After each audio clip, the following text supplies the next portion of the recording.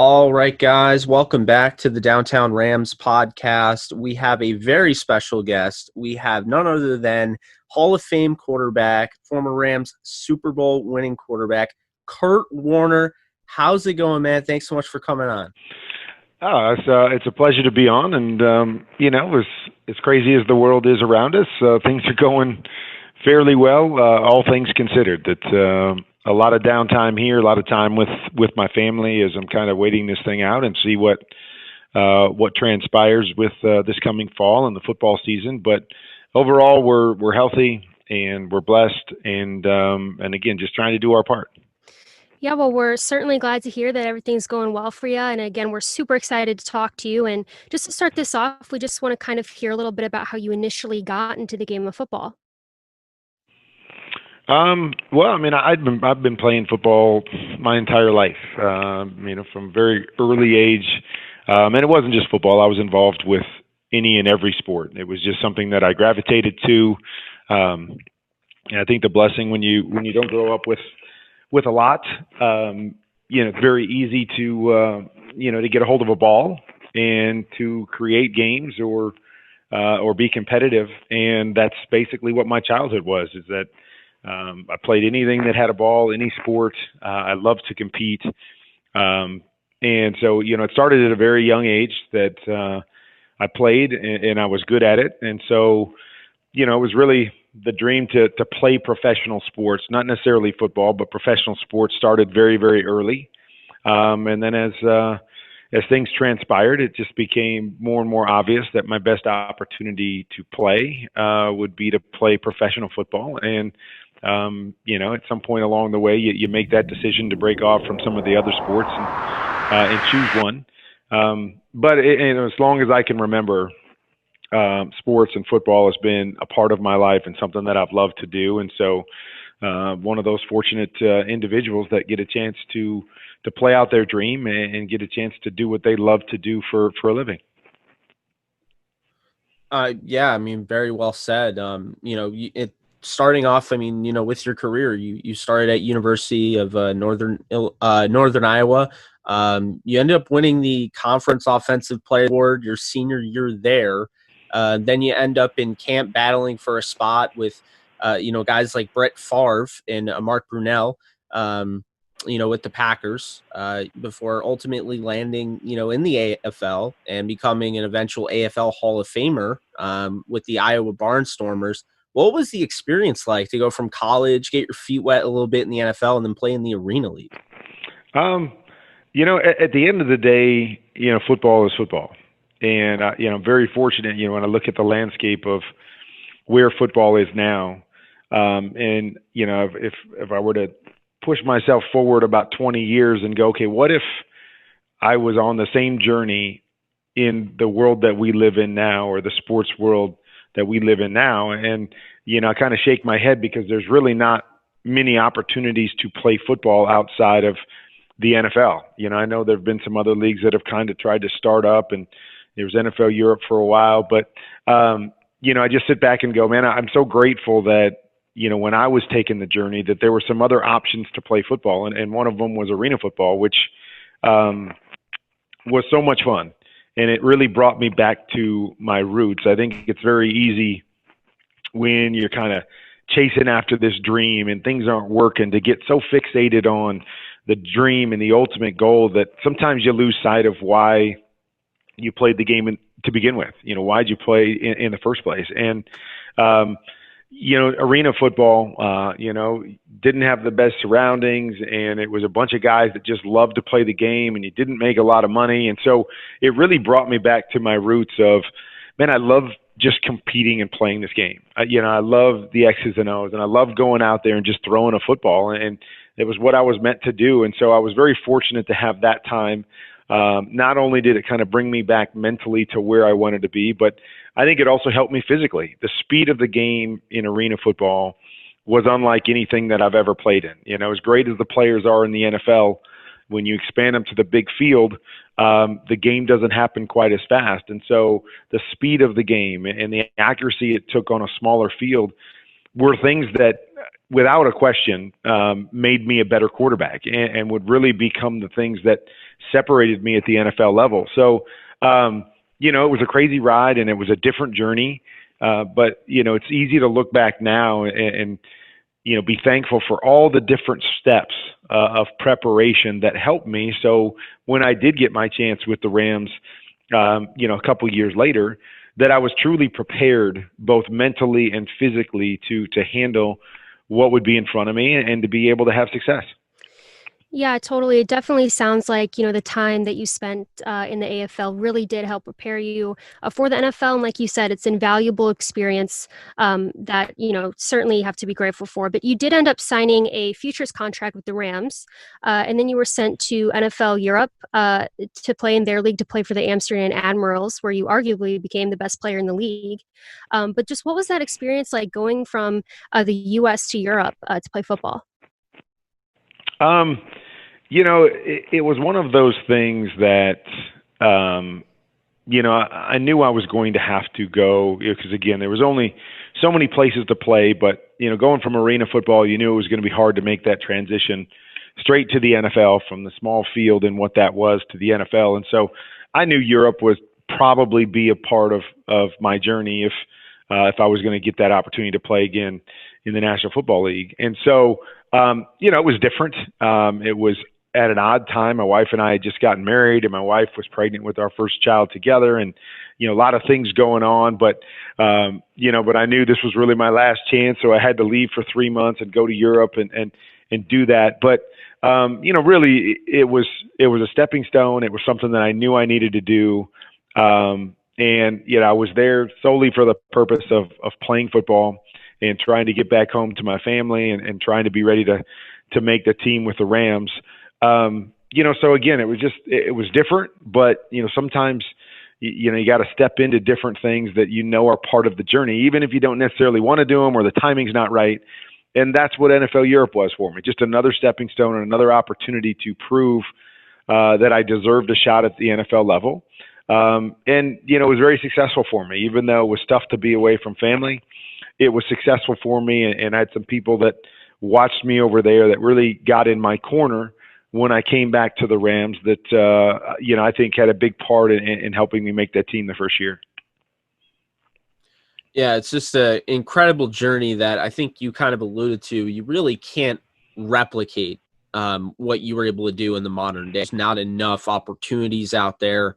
I want to ask you a question, but real quick, I also want to ask you another question that just kind of came to mind. Do you think an NFL Europe could work today? Yeah, I mean, I think we need to have another league of some sort. And, Europe, I definitely think could work because there's a lot of excitement over there. I think what we saw this year with the Alliance of American Football and with the XFL, I think those had great opportunities to succeed as well, and unfortunately, some things went against them in different ways. But I think a league here, kind of a minor league or a feeder league like that, if the NFL would get behind it, whether it's in Europe or here in the States, I think could be very, very successful. And I think there's a lot of guys that were like myself that maybe fell through the cracks the first time around and just need a little bit more seasoning, and they need to be in front of people and need to play the game a little bit. And they could be really good NFL players. And so I do believe there's a place for another league somewhere, somehow. I think the development of our game needs it.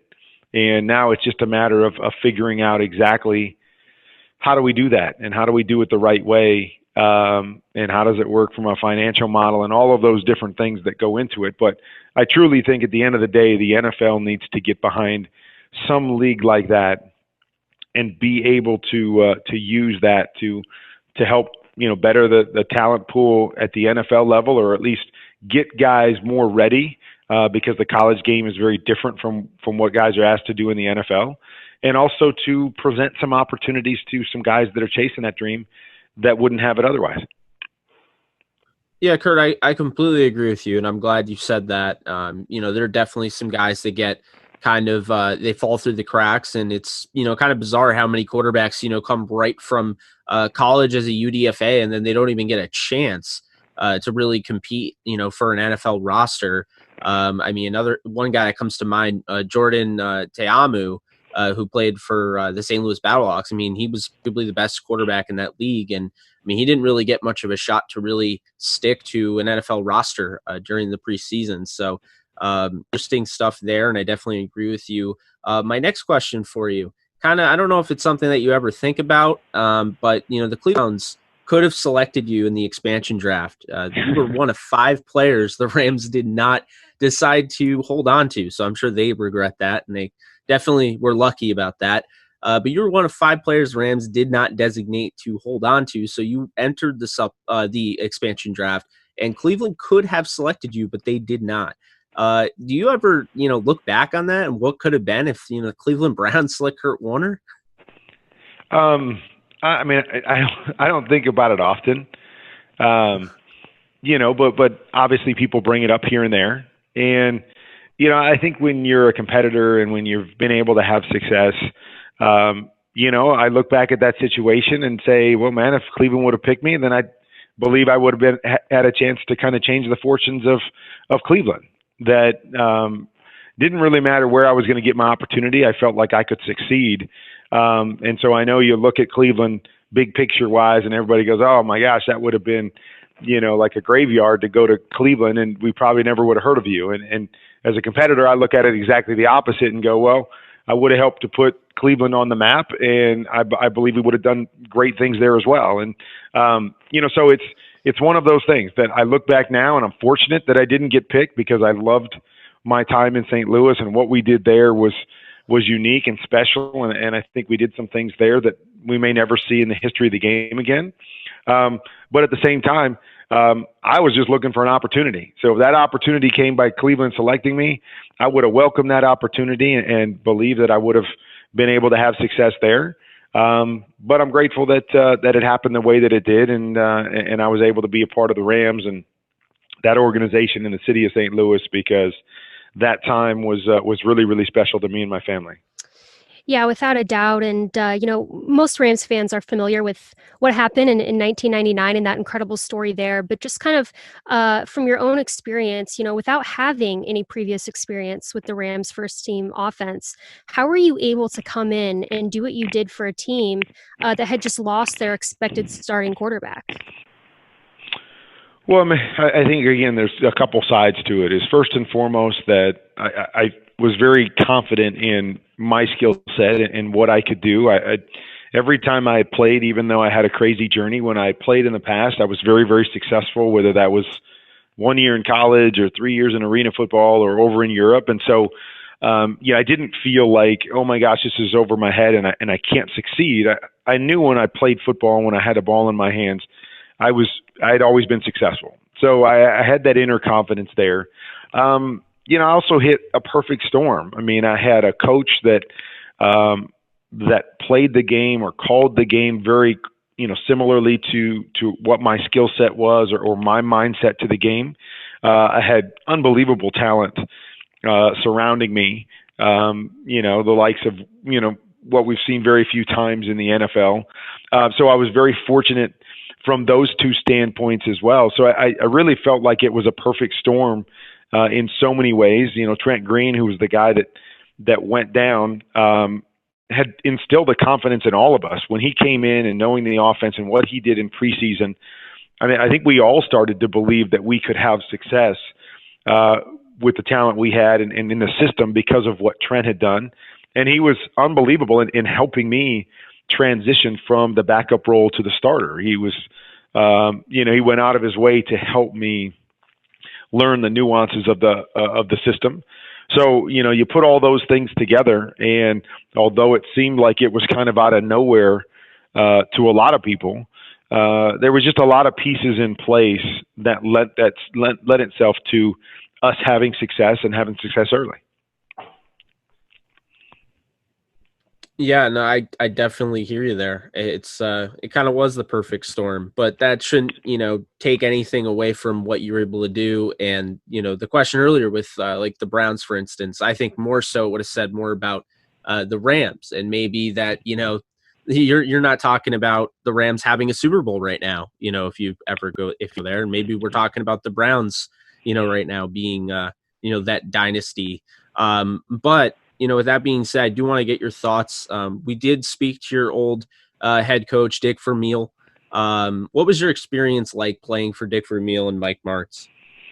I mean, as I was mentioning, with the offensive coach before, and obviously that being Mike Martz, he taught me more about football than any football coach that I've been around.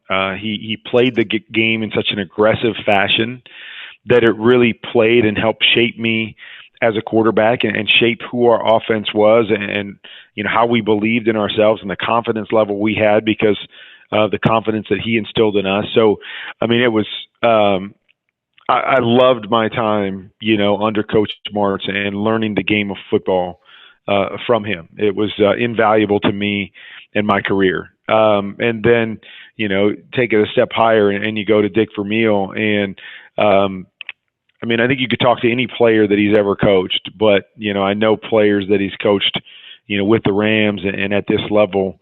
He had such a tremendous impact on me as a person, just watching the way that he led and watching the way that he believed in people and cared about people, that he was a guy that you wanted to go to bat for, that you were willing to follow anywhere because of the character of the man. And so, what he taught me about life, what he taught me about relationship, what he taught me about leadership was second to none. And it's amazing. I still talk to Coach all the time, and, my wife and I and different people are always talking about Coach and referencing Coach on different things. And, when I think back to my career, I feel like Dick Vermeil coached me for 10 years. I feel like, the bulk of my career was under Dick Vermeil. And the amazing thing is I even have to second guess myself, because when I go back and think, and really look at it, he only coached me for 2 years. He coached me for 1 year when I was the third string in 1997, 98. And then he coached us in 99 when we won the Super Bowl, and then he retired.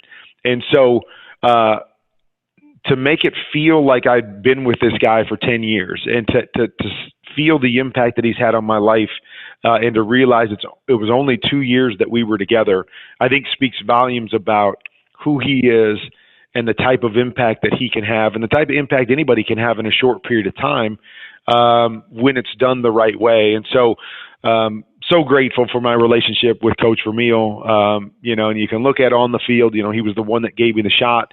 He was the one that inserted me as the starter when Trent went down and all those things. But it is so much bigger than that. And it's so much more about the person and the character of the man that shines brighter than anything he's accomplished on the football field or anything he helped me accomplish on the football field. That's who Dick Vermeil is. And I'm grateful that, even though it was only 2 years, that I got to play under Coach Vermeil and have 2 years to build a relationship that continues to this day.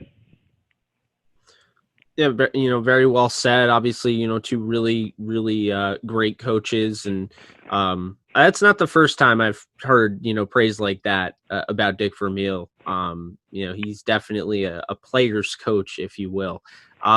With that being said, I want to get your thoughts on some of your favorite memories while playing on the field and while playing off the field. Say that again. My favorite memories of what? When you were when you were on the field and when you were off the field, your favorite memories. Well, on the field, there's so many of them. From great games to moments to winning a Super Bowl to playing in 3 Super Bowls to being fortunate to be a part of 2 organizations and and help 2 organizations kind of change the face of their franchise, but also find themselves in Super Bowls. It's overwhelming when you just think about the relationships and the moments and the memories of a 12-year career. There's just so many great ones, and I mean, from the first season to, winning the Super Bowl and those moments to be able to throw the touchdown pass that helps you win the Super Bowl is a dream of every young quarterback and every young kid to make that play in the biggest game. So that's obviously a moment that stands out, with the Arizona Cardinals. Just showing up in Tampa, at the Super Bowl with a team that nobody expected to ever be in a Super Bowl, with an organization that nobody ever expected to be playing in a Super Bowl, and to be a part of that and to be able to watch that experience through the eyes of a bunch of people that had never really experienced anything like that never expected it within our organization, and to show them that, that anything's possible, to show them, and instill a belief in them that they can accomplish more than anybody else thinks they can, or even maybe they thought that they could. That was really, really special. And it was a special time for me, especially later in my career when a lot of people had written me off as well. That was really a special time and a lot of special moments that went in with that. Off the field, man, again, there's a million of them, from spending time with, guys that you have relationships with to catching up with those guys, and see what they're doing to have ongoing relationships with your teammates. For me, the platform off the field, that the NFL presents you has always been, something that I've relished, and the opportunity to impact people, to kind of share your life and your journey and to be able to kind of pay it forward. When, not too long ago, you were the one on the other side kind of looking and hoping somebody would step in and help you out. Currently have a movie that's going to start production, on our story that's going to be on the big screen. So things like that, for most of us, when we dream to a certain level. You dream of winning Super Bowls and playing in the NFL. You very seldom dream of other things that could come with it. And for me, when I think about the off the field stuff, it's all of these things, these opportunities that have come that I never even dreamed about, never even thought in my wildest dreams to even think this is a possibility, or that's something that, that you can actually dream about. And I've been fortunate to live out a story and a journey and a life that has taken me a lot of places that I never expected to go. And that is probably what I'm most grateful for and most thankful for when we're talking about things off the field. Yeah, I think just looking back at your story, the word that kind of comes to mind for me about your journey is it was very, in a way magical, not just, obviously winning the Super Bowl for the team and the organization and what that meant for the Rams. But I can say as a St. Louis resident that, the Rams 1999 Super Bowl win is something that is still talked about and revered here today. I mean, I hear people talk about it all the time here still. And I can sense, even though at the time I was 3 years old, people who went through that here in the city really connected to that and really cherished that. I know that my parents had PSLs at the Dome, and I went to every single Greatest Show on Turf game, and it was just really special for the city as well. So, still living here in St. Louis, I can say that, after the Rams left to go back to Los Angeles in 2016, obviously, naturally, many St. Louis residents were really, really hurt. But I can say that they all still love Kurt Warner. I mean, there is still huge Kurt Warner love here. I see your T-shirts and your jerseys on people here all the time. And just kind of speaking on behalf of what the city collectively went through back in 2016, I think that what mostly hurt is not only that we lost our team, but for whatever reason, there was some kind of narrative pushed forth by some media outlets that St. Louis was a bad sports town or that we didn't support our franchises. So just kind of asking you, what can you say was your personal experience with the city of St. Louis and their sports fans? My personal experience was incredible. I can't say it enough. I can't express my gratitude and our family's gratitude to the city of St. Louis, the community of St. Louis, for what they meant to us, the way that they supported us and embraced us.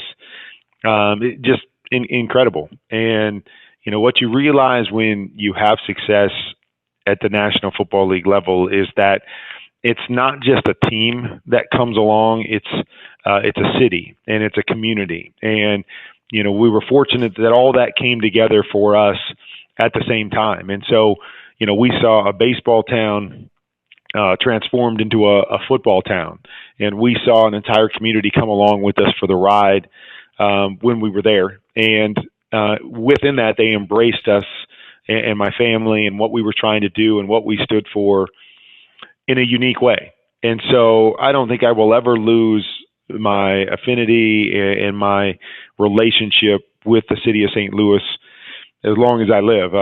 We continue to go back there and try to have impact on the community and connect with the people there when we have opportunity, because it was so special for us. And it was, such a unique and magical time from so many standpoints. And a big part of that was because of the people of St. Louis, the people that live there and what they're all about and what they stood for, just fit perfectly with who we were as a family. And so I've got nothing but love for the city of St. Louis.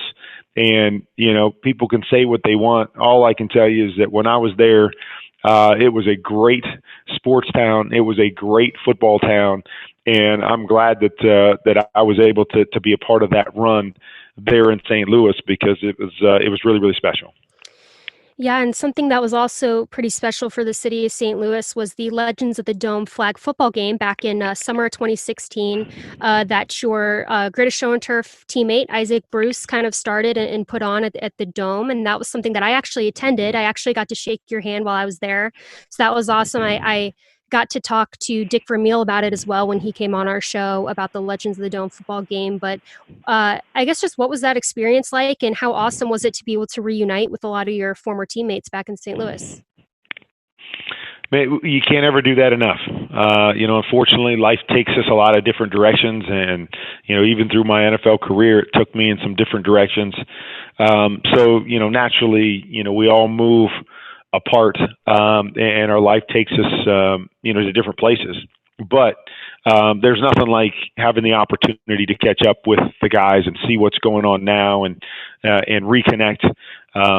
We've got a text chain that with a number of the guys from that time in St. Louis where guys are shooting out texts all the time, wishing people happy birthday, letting people know what's going on in their life, and so that's been great. But it's always great to be able to catch up in person, no matter what that event is.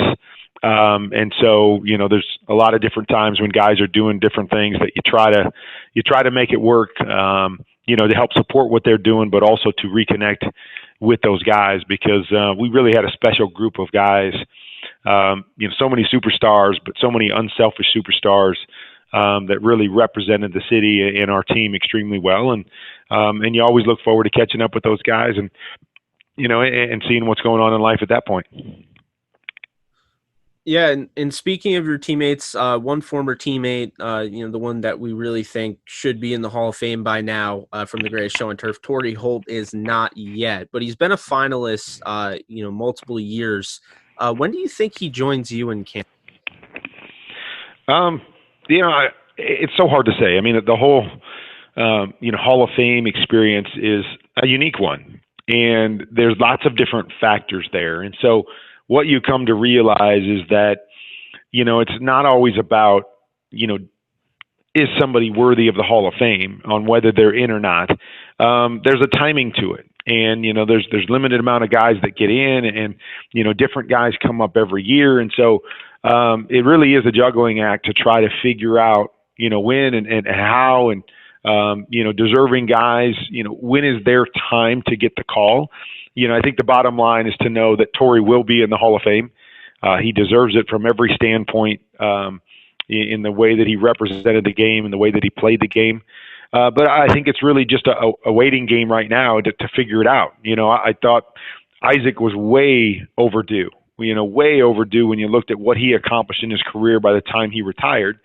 But all of a sudden you get Randy Mosses and Terrell Owens and those guys that kind of come available or come up for induction, and you got to wrestle with those three guys and who belongs in, and they all belong in, but who goes in first and all of that stuff. And so I think Torrey is just kind of in that waiting mode right now, more so to, okay, when do things free up based on, what the landscape looks like, because I think as soon as that happens, he's going to be in, the first ballot after that, because he deserves to be in, and it's shown because he has been a finalist, and that speaks volumes to how people see you.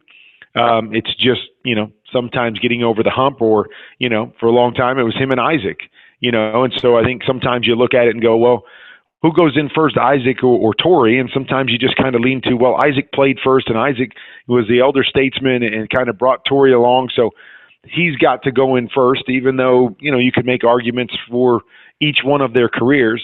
So with all that being said, I think it happens soon. I know it will definitely happen, but it's just so hard to predict when it's going to happen, because there are so many factors that come into play when we're talking about Hall of Fame inductions. Completely agree, Kurt. It's tough because you start getting into those older, those older players that don't have a chance now, because, you have this passing attack era kind of, overshadowing them. And even so, even though the fact that, Torrey Holt played with the Greatest Show on Turf, it wasn't his entire career. And you have guys now, like, Michael Thomas, for instance, that are playing in that, Drew Brees, Sean Payton offense, guys that are completely thrashing numbers. And, I think it only makes it more difficult moving forward. So I completely agree with you there. With that being said, I do want to get your current thoughts on the Rams now, because, we talked a lot about, the Greatest Show on Turf. We talked about your story. But what are your thoughts on the current state of the Rams now? They were in the Super Bowl a year and 6 months ago, and now it seems like, they're kind of not far from it, but they're not quite a Super Bowl contender, or at least they have a lot of proving to do. Well, I think they've got a lot of talent. I love their coaching staff, love what they've been able to accomplish there in a short period of time with a young quarterback and a young head coach. But, every year's different. That's the amazing thing about the NFL, is that it's very hard to sustain greatness from year in to year out, whether that's moving pieces, whether that's just the landscape of the league, the amount of talent in the league. So, you see a lot of teams that kind of go up and down and try to have to figure out each year what their team's going to look like, and, can't always keep those same pieces together year after year after year. And, but I like the nucleus of what the Rams have, quarterbacks, some young receivers, obviously Aaron Donald.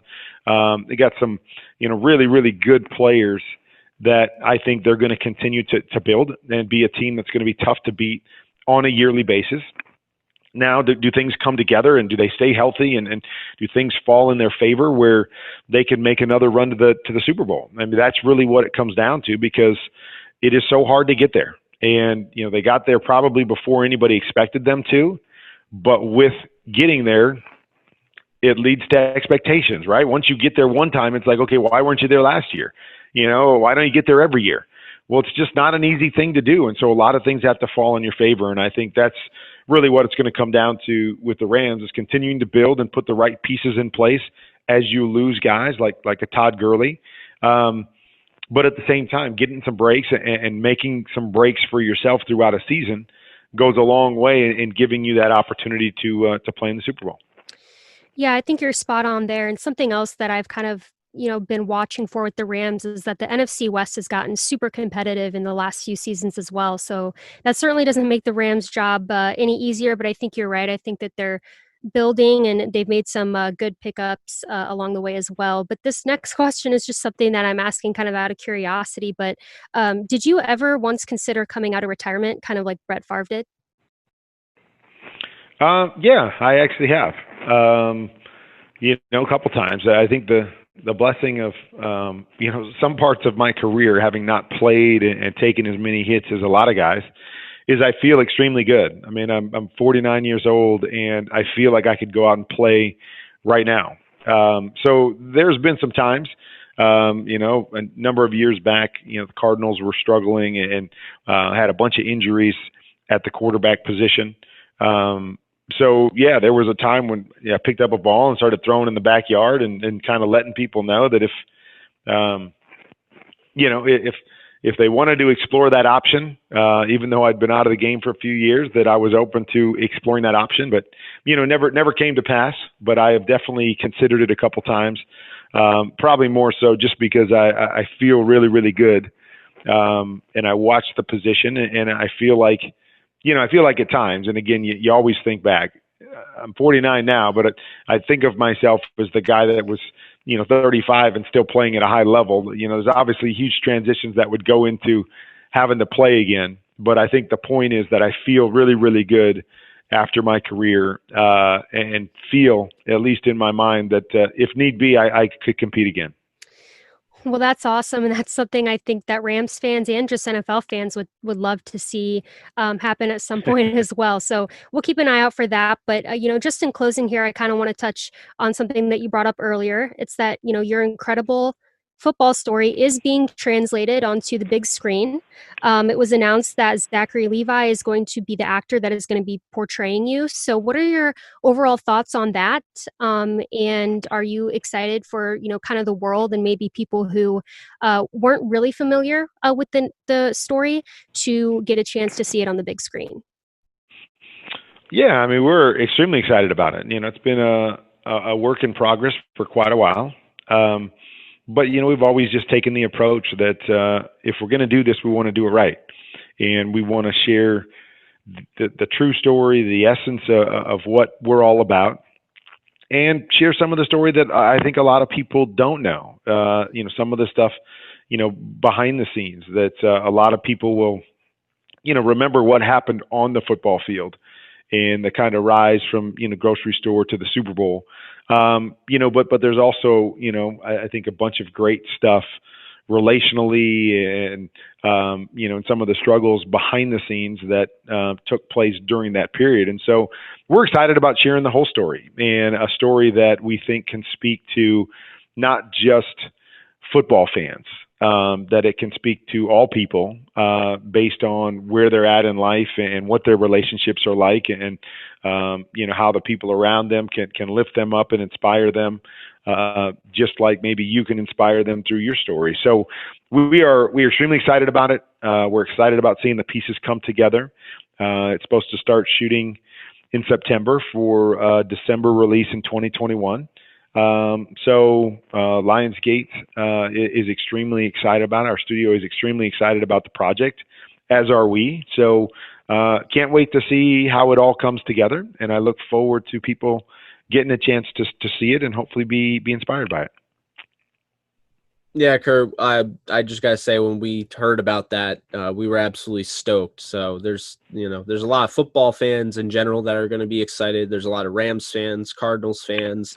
I mean, it should be a fun one. We're really looking forward to it. And you said December 2021. Hopefully, it'll be more back to normal by then, and we can actually go to the theater and see it. Yep, that's what we're hoping for. I know things are, in some degrees, are starting to get back to normal, and there's still some chaos out there. Arizona here is kind of a hotbed right now for cases of the virus. So again, no idea what the next 6 months are going to look like, but fully believe that somehow, some way, we'll navigate through it, and hopefully before too long we'll be back to some sort of normalcy. Even though I don't know if it will ever quite look exactly like it did before. Absolutely. Hey, Kurt, we could talk to you for hours and hours, but hey, we really appreciate you. You're a busy man. We know that. So we really appreciate you coming on our show. You're welcome anytime. And let's keep in touch, man. Sounds good. Appreciate you guys. Take care and stay safe. Yes. Thank you so much. You too.